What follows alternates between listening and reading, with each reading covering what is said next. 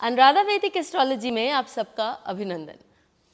आज हम बात करेंगे मेडिकल एस्ट्रोलॉजी के दृष्टिकोण से कि यदि हमें किसी के बधिर होने का या न बोल पाने का ये सारे संकेत हमें देखने हैं कि कोई गूंगा और बहरा है, तो हम कैसे देखें।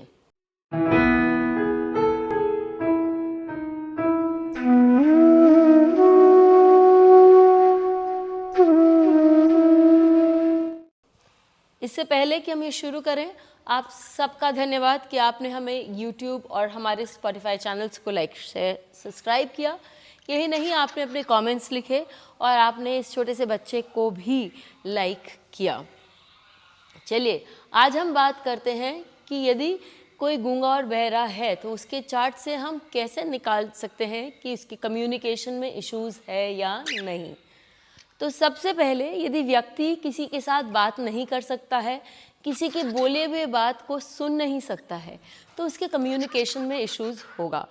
और कम्युनिकेशन के लिए हम थर्ड हाउस यानी कि अपना तृतीय भाव देखेंगे।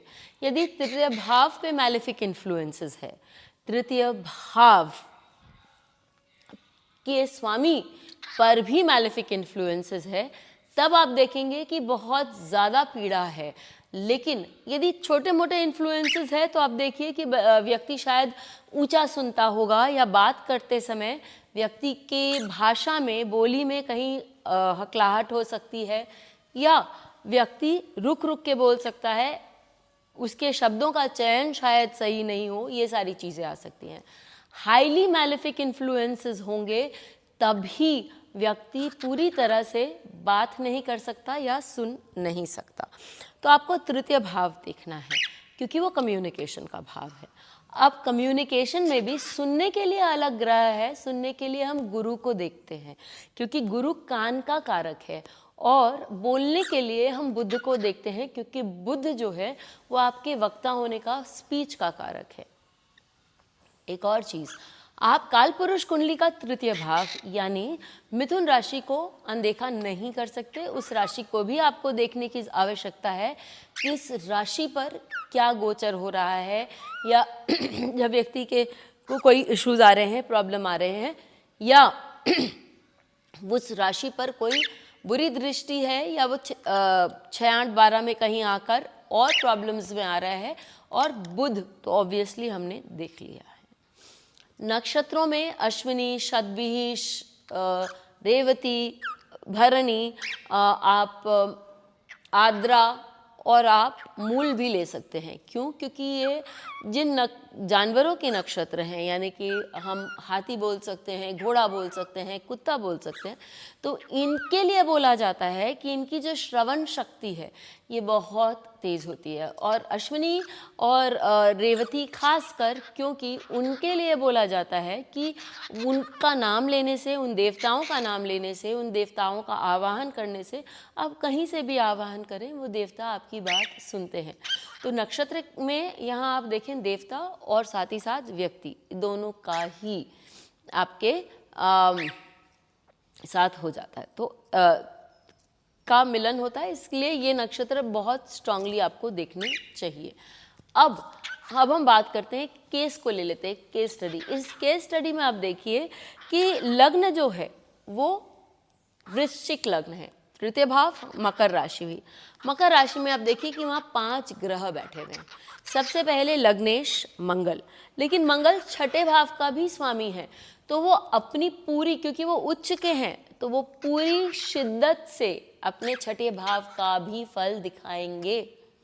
वो व्यक्ति को कम्युनिकेशन करना सिखाएंगे क्योंकि वो लग्नेश है, वो शुभ है, लेकिन छठे भाव के भी स्वामी है, तो कहीं ना कहीं अपना प्रकोप भी दिखाएंगे। फिर आप देखिए कि वहाँ केतु बैठा हुआ है। केतु इज हाईली मैलेफिक, और वहाँ पर शनि भी है। शनि तो स्वामी है, उस भाव का स्वामी है, लेकिन मेडिकल एस्ट्रोलॉजी की दृष्टिकोण से आप देखेंगे कि शनि वहाँ पर एक मैलेफिक का भी रूप ले रहा है। अब आप ये देखिए कि बुध भी वहाँ बैठा है, और बुध के लिए ये बोला गया है कि बुध जो ग्रह है वह मैलेफिक्स के साथ मैलेफिक और बेनिफिक के साथ जो है वो बेनिफिक हो जाता। ये कैसे, क्यों? तो यहाँ आप ये देखिए कि ऑलरेडी वहाँ पर 3 मैलेफिक हैं, तो उनके साथ बुध मैलेफिक का ही काम करेगा, स्पीच व्यक्ति को नहीं देगा। और गुरु जो है वो नीच के हैं और साथ में इतने मैलेफिक इन्फ्लुएंसेस भी उनके साथ हैं, तो वो व्यक्ति को हियरिंग में भी प्रॉब्लम दिखाते हैं, सुनने में भी प्रॉब्लम दिखाते हैं। अब आप देखिए कि व्यक्ति का जो चंद्रमा है वो कौन से नक्षत्र में व्यक्ति का जो मंगल है वो श्रवण नक्षत्र में है। यदि आप देखें कि बुध वो भी श्रवण नक्षत्र में है और शनि भी श्रवण नक्षत्र में है, तो ये तीनों श्रवण नक्षत्र में है। श्रवण नक्षत्र को मंगल और बुध और शनि पीड़ित भी करते हैं, तो उनके लिए सुनने में इश्यूज देते हैं। आते हैं हम काल पुरुष कुंडली के तृतीय भाव अर्थात मिथुन राशि पे। तो मिथुन राशि जो है वो वृश्चिक लग्न वालों के लिए अष्टम भाव में होगी।